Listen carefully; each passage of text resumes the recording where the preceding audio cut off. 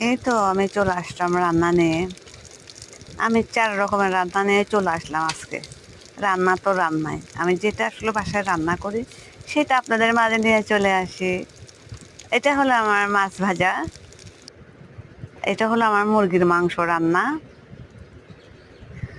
আমার সবসময় আমি যেটা রান্না করি সেটা আমি নিয়ে চলে আসি। যে আমাকে একটা সাবস্ক্রাইব করলে আমি খুশি হব। আমার পাশে যদি আপনারা থাকেন খুশি হবে। একটা আশা ভরসা করি সবাই তো সবকিছু করে। এটা হলো আমার মুরগির মাংস, সরি গরুর মাংস। এটা হলো আমার গরুর মাংস। আমি যেটা রান্না করি এটা হলো আমার বেগুন। বেগুন রান্না করা নোনায় শুটকে দিয়ে আমি বেগুন রান্না।